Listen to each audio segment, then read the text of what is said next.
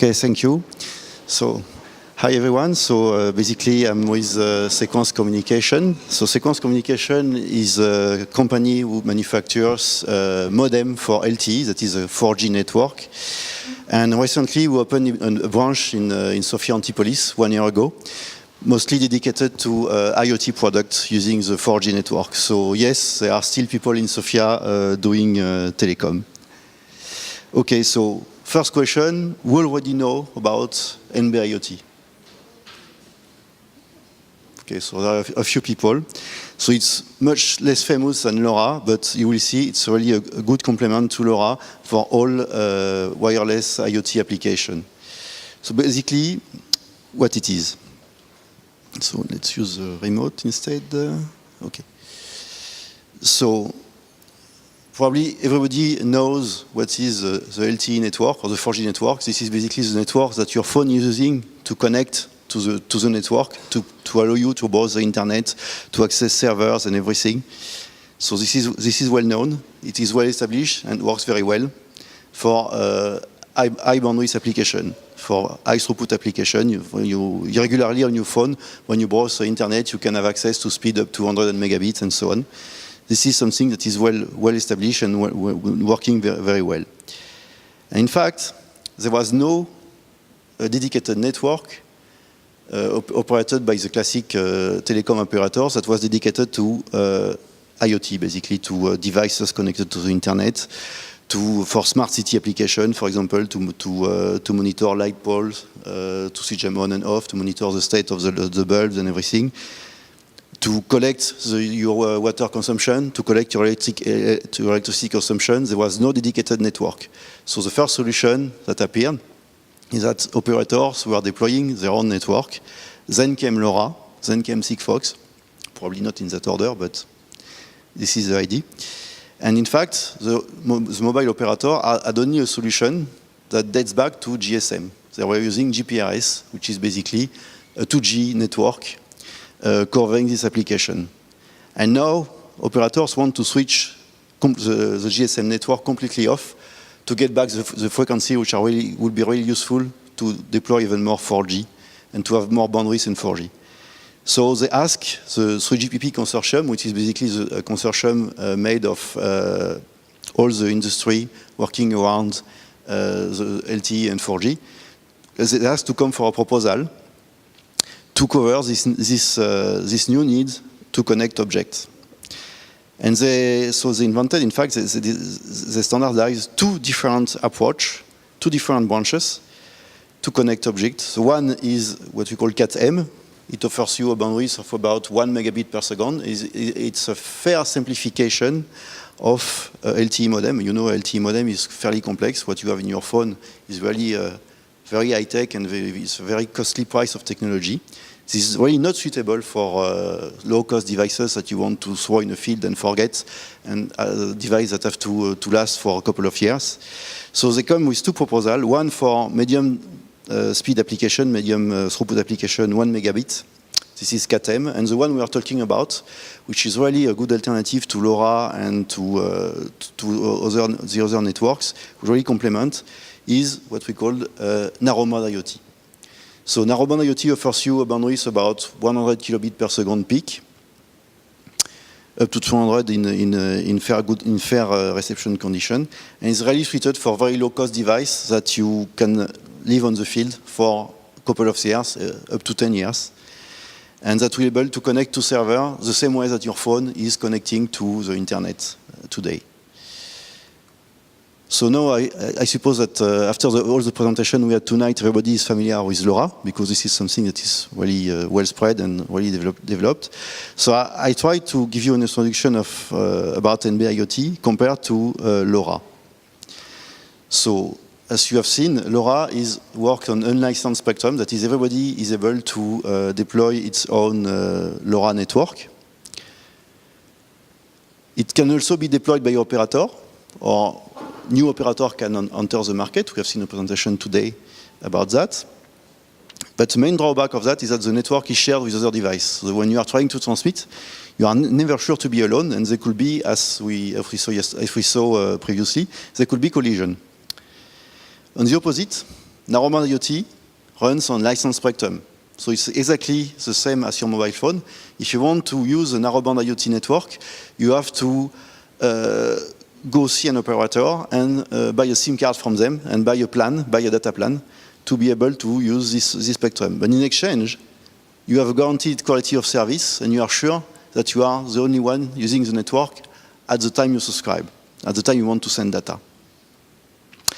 The main strength of the LTE narrowband IoT standard is that it can reuse the existing 4G base station network. So basically, if you want to deploy a gateway using alternative option like LoRa or Sigfox, you have to settle your gateway, you have to climb up the roof, and you have to install your antenna. But talking about NB-IoT, it's just a software upgrade. So basically, any 4G station in the world can support NB-IoT by software upgrade. It can be remotely deployed. So basically, the network is much more costly in terms of complexity and in terms of price than a LoRa network or Sigfox network, but it is completely leveraged with the LTE usage. I will say that in terms of amortizing, the LTE network is already almost amortized with all the 4G subscription that has been developed all over the world. And now, with a, I would say, simple software upgrade, this network will be able to support new Internet of Things application. And in terms of coverage and data throughput, it's quite similar. Both LoRa and both narrowband IoT have the same performance. But really, the main advantage of narrowband IoT is that we saw it in the previous presentation. The question was about, is there LoRa coverage? Is there Wi-Fi coverage? But now you are sure that, in fact, if you have 4G coverage in a country, you will have soon narrowband IoT coverage. So it's not really a competitor of LoRa, but I will say it's a complement. And it's really interesting. So now, let's talk about performance. What can you expect? So in fact, the narrowband IoT protocol has been designed to cover up to 50K to 100K to 800K device per base station. So a base station is the cell tower you can see with the telephony antenna that you can see all over the high places, like, I don't know, big buildings and everything. This is the same. These are the same base stations that are covering the narrowband IoT network. It can accept 10 arrival of new devices on the network. And the guarantee to be able to give you access to the network in less than 10 seconds for 99% of the time. So again, this is the advantage of having a licensed network, is that you are sure to be alone, and the network, the timeshare that is allowed to you is really your own. You are sure that your data will be transferred in a timely manner. And about the coverage, okay, so that's really a big question. It's a very difficult question to answer when you ask a radio expert, what is your coverage? So the guy comes up with figures in dB and everything, but if you want to talk about coverage in terms of mileage and so on, it's a very difficult question to answer. So I would say the consensus is about to have 1.5 kilometers in urban environment and 20 kilometers in free range, that is in the countryside. But really the challenge is that the protocol has been designed to work in very tough conditions. That is basically if you want to connect a water meter, the water meter will be in your basement, in a metallic cupboard, and you can try in your basement to reach a 4G network with your phone, it just doesn't work. But here, by design, the NB-IoT network will work.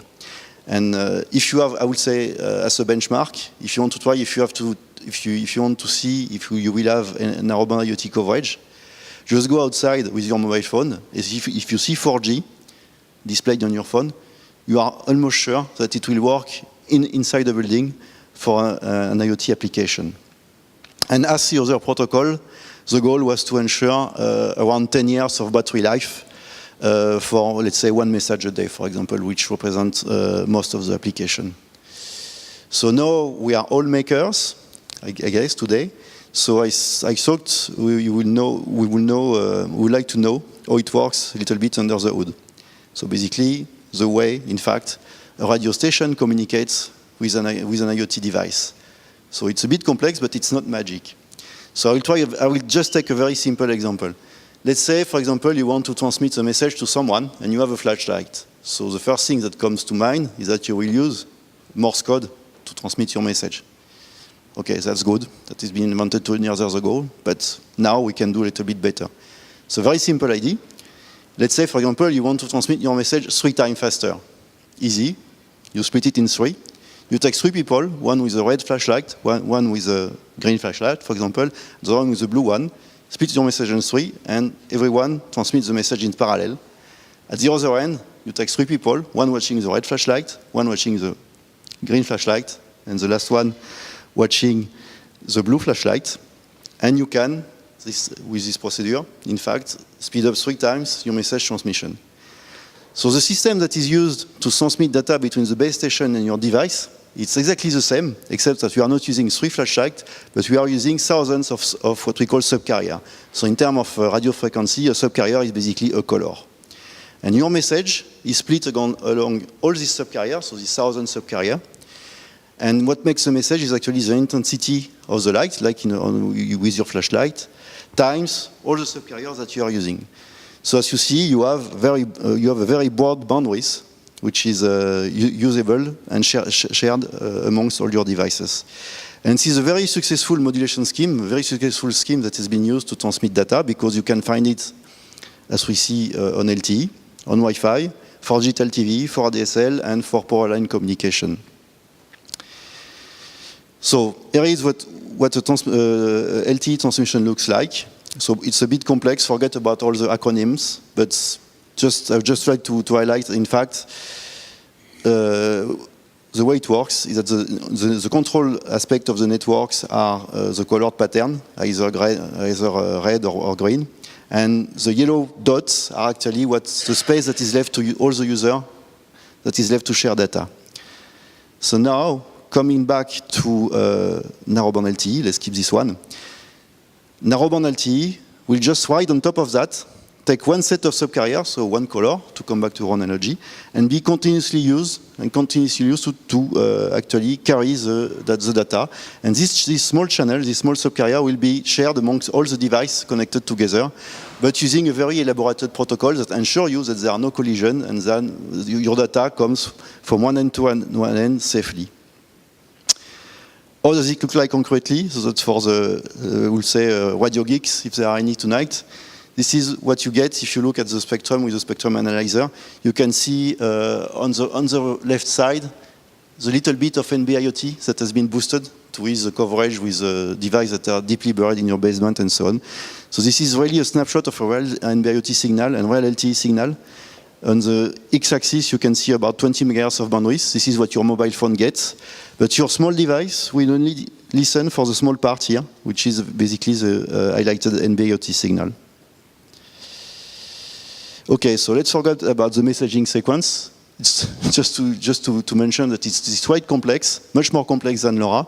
But in terms of battery life, it is really equivalent, because this very complex protocol ensures you that you are alone using the medium, so you don't have to retransmit your data. Basically, just to summarize, there are 4 phases. In green, you discover the network, you synchronize with it. In yellow, you negotiate your space with the network, you negotiate your slot.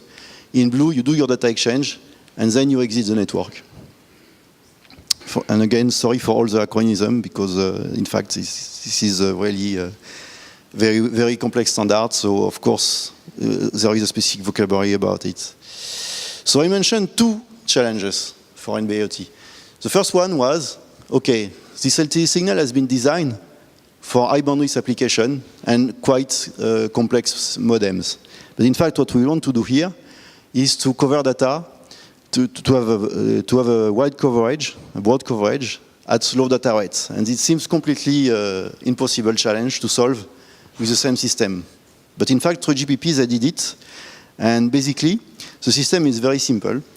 So first, what you do is just you listen for a very, very narrow band of the signal, so that the radio remains fairly simple compared to the radio you have in your mobile phone. And then what happens is that if you cannot reach a device, you keep repeating the message. But it's not the same way that you will repeat a conversation if you didn't understand the word. Each repetition contributes to the signal. So it's probably quite difficult to understand, but so I did an analogy with astronomy. So here this is a picture of a galaxy that I took with a regular camera. And if you see the first picture, it's quite ugly, it's noisy, you don't see anything, because the camera is not sensitive enough to capture the signal. It's a very faint signal. But if you keep accumulating pictures, you can see your galaxy appears. And even with a relatively modest camera, you can get a fairly decent picture of very faint objects. This is the same for NB-IoT. By accumulating message, even if the messages are noisy, are completely blurred in noise, by accumulating them, you can really discern and you can really split the message out of the noise. And you can get your data. And again, this is all scheduled, all controlled by the network. The network knows if you are in difficulty to get the message, and it will repeat the data for you based on the strength it gets back from you when you are talking to it. So this is really completely mastered by the base station. Okay. And the second challenge was how to improve battery life, because you see your mobile phone, you have to charge it every day. So that's the problem. Now, with the same quantity of energy, you want to last for 10 years. So the idea was basically to establish a system of rendezvous, where when you send a message, you propose to the network, okay, I will wake up in 10 hours or 3 hours and send you new data again. Do you accept that? And if you have asked for reasonable time, okay, not too short because you are not the only one using the network, so the network won't give you the full access you want. Not too long because you don't want to be desynchronized from the network. You have your internal clock, and as any clock, there is a drift. So if you want to save your battery, the network and yourself have to be really kept synchronized and wake up at the same time, so the network is waiting for you. Otherwise, you will put a mess with the other one, and you will transmit for nothing and lose energy. So once you have established this rendezvous, basically, you can wake up periodically, and only when you have to transmit data. And of course, if you are a sensor, and if you are, for example, a fire sensor or a fire alarm, you can also wake up at an expected time to transmit urgent data. This is allowed. Okay. So that was for what's running behind the hood of NB-IoT. But as a maker, what can I do with it? So here is an example of a device in which Sequans is contributing. This is a small device made by PyCom that you can already buy today. So today, there is not really NB-IoT coverage, it's starting up, but you can still buy the module. So we do the kind of module we see on the left. This is an integrated circuit together with a radio chip and together all integrated in a small device, so that you don't have to worry about complex system. That's for industrial application. That is, the industrial doesn't have to worry about RF and integration and so on. But you as a maker, you even have to worry less because you don't want to solder that kind of small things. So you can buy small modules which are basically Arduino compatible. And the only thing you have to do is buy a SIM card from an operator, and then you are ready to transmit data on the LTE network. And these modules are multi-standard. That means they can cover LoRa, narrowband IoT, and everything. So that in fact, not having a LoRa network accessible is not anymore an obstacle for you to deploy your product. So basically, I think the whole thing we have to remember from NB-IoT is that it is probably a good enabler for an IoT product, even if now the networks are not really available, not well deployed. There will always be an alternative on 4G thanks to this NB-IoT protocol. And so to summarize a little bit, how we do it, basically this is a collaboration of multiple teams. So the hardware team that designed the chip and the multi-chip module is basically based in Paris. Sequans is a French company, one of the few French companies still doing a wireless application. The radio part has been done in Reading in the United Kingdom and in Kista in Sweden. And software SDSP is made in Sofia, very close from here in Saint-Philippe, in our dedicated IoT branch. Okay. And then, talking about the future, probably you heard all about 5G, because people never stop inventing. So after 4G, there will be 5G, which wants to cover all the new mobile application. And for 5G, in fact, all the machine-to-machine application have selected NB-IoT as their protocol. So 5G will be from everything to mobile gaming, instant communication, high throughput application, communication, for example, from wireless communication from a mobile phone to a screen and everything, to vending machine communication or, as I said, electricity meters and so on. And for this kind of application, NB-IoT has been selected. So we already do 5G in Sofia. Thank you.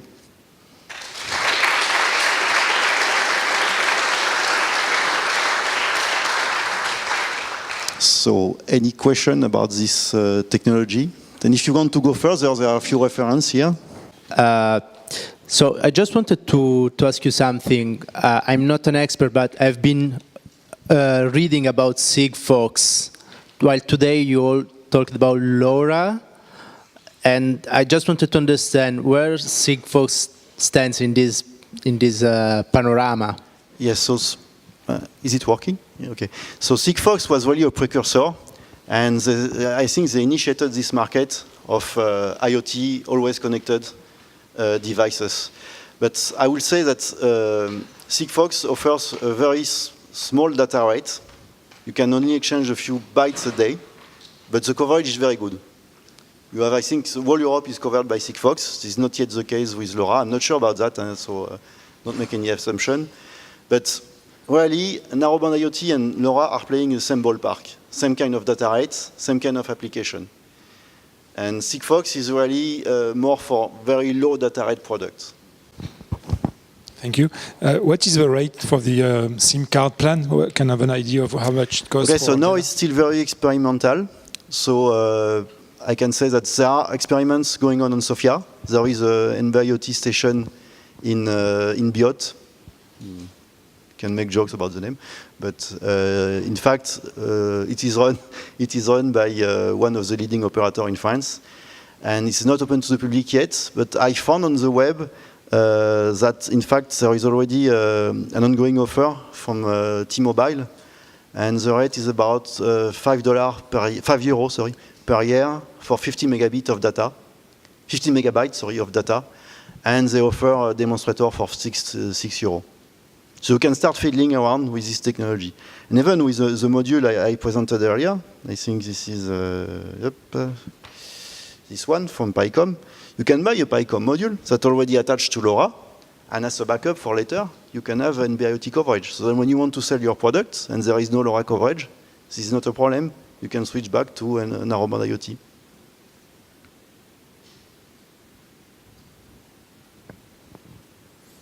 Okay. Well, thank you very much. A round of applause, please.